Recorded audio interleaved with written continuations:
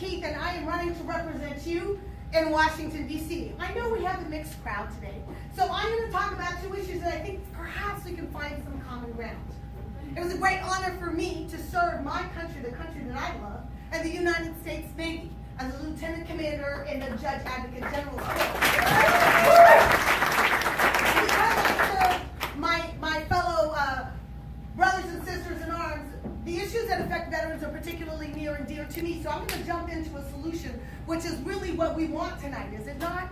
See, the thing is, we are constantly underfunding the VA, constantly. And the reason that is the case is because the Veterans Administration is funded out of domestic discretionary spending, which means it has basically no correlation to the military budget.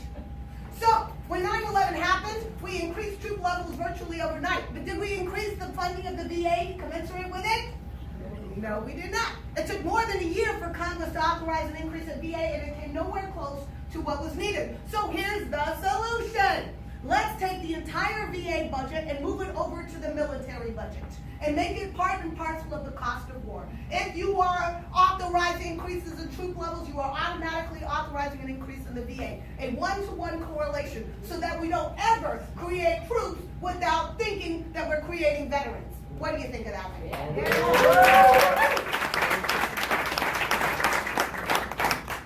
The second thing about the VA that gets under my skin is how hard we make it for veterans to prove their claims.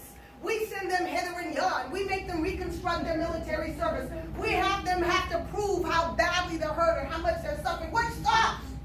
We don't have to prove to them that they need to jump out that plane. They just do it because we ask. So what I am also suggesting, and what I will fight for, is a change to the claims process. That if a veteran has served and puts in a claim for health benefits or care, the VA has the burden of disproving the entitlement to the claim. They've got to do it in 90 days, and if they don't, they got to pay the claim. Because here's the thing, if they're in pain and they're suffering, their pain and suffering doesn't go away because the claim is denied. It just goes into another system that was not designed to take care of that. So, if they give their full faith and credit to the United States when they do whatever they're told to do when they're in uniform, then we owe them the benefit of the doubt. Let's stop thinking that people are malingering when they ask for help. Because if they don't get that help, they're going to end up under our bridges, which is an abomination. I will not stand for that anymore. We need big change, not little change, and it is not an answer to privatize the VA. The right answer is to fix the VA. That's the way to go.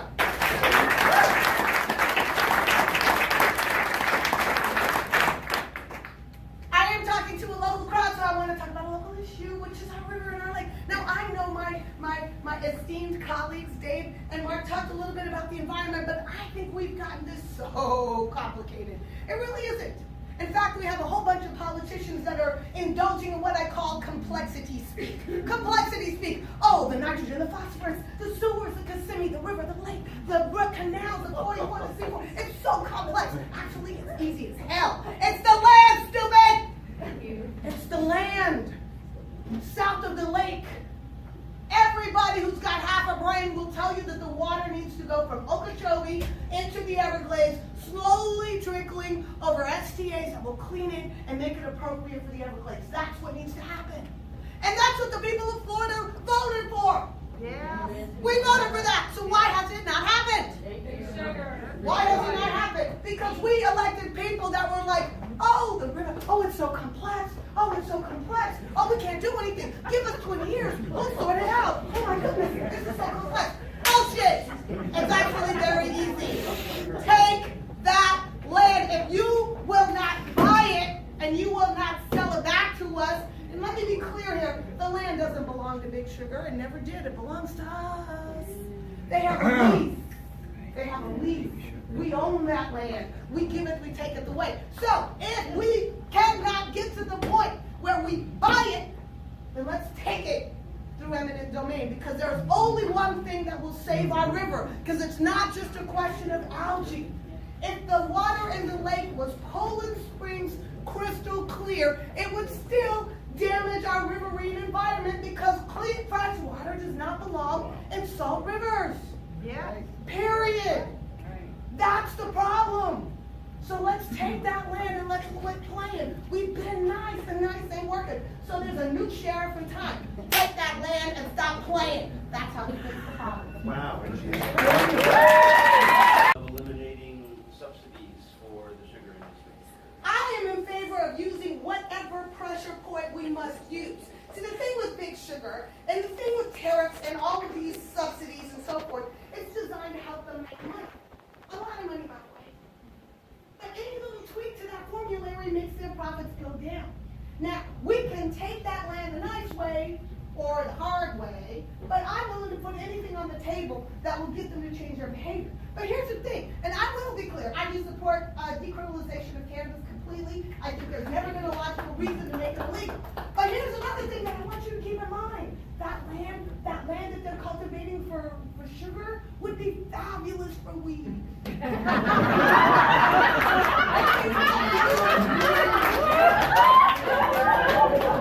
right now, we're growing something that we literally have to burn the underbrush to harvest. And so we put all these pesticides and chemicals in the air, and then we use a ton of water to cultivate it and irrigate it. So we're like having to have this whole water management system. The reservoir is not for clean water to go into the Everglades. The reservoir is to hold water to irrigate those fields. So let's stop bamboozling people over that, okay? But weed is a whole lot easier to cultivate. And we've got like an endless growing season here. I could envision Florida being the weed basket of the world.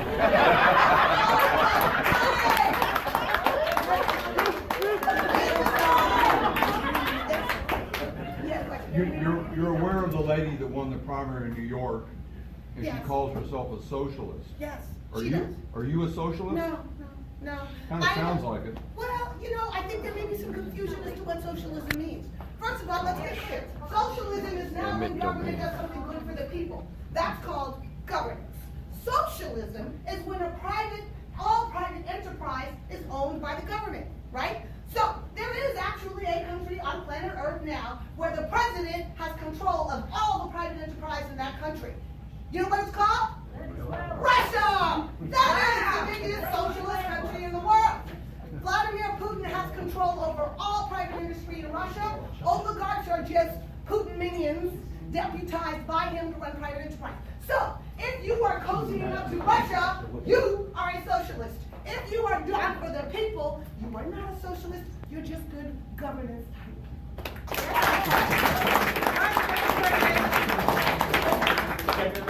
Second Amendment. I believe in the Second Amendment, but I will tell you this. Every right in the Constitution has parameters. No right is without responsibilities. Your right to own a gun stops right at the point where it trespasses on my right to stay alive. So here's the thing.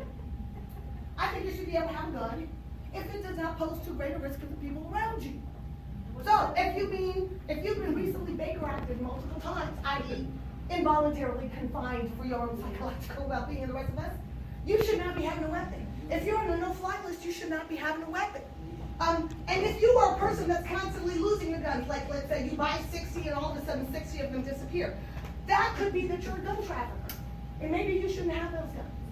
So what I am proposing is that all gun owners carry liability insurance, just like all drivers carry liability insurance. And here's the thing, I don't want to buy car insurance. I do it because it's the responsibility I owe you. That when I drive, I don't pose too much of a risk to you. And the insurance companies actually do an assessment of how risky I am. If I've had 5 car accidents, my insurance costs more, right? But the beautiful thing about insurance is that the insurance companies drive safer behavior. Remember when we had seatbelt laws first came into play and they became mandatory? Remember what people said? Communism! Big brother! How dare you, sir? Government overreach. Raise your hand if you wear your seatbelt everywhere you go.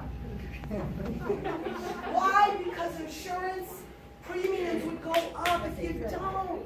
That insurance component makes you a safer driver, a drive-down highway death. The same can be said. I'm not talking about some crazy amount. If you're a reasonable, responsible gun owner, your insurance would be $25 a year, right? To make sure that there's a pot of money behind you. Because if you shoot someone, who bears the cost of that? The kids in Parkland, who's paying their medical bills? Who's paying their medical bills? We are. We are! The taxpayers of the state of Florida, because Nick Cruz ain't got no damn money. Neither do his parents. So why should he be able to carry an AR-15 when he got no money behind him for what that gun might do? That's stupid. If you're going to do something that risky, then you should have insurance. And if they are not willing to insure you because you're a problem child, then that might be a good sign.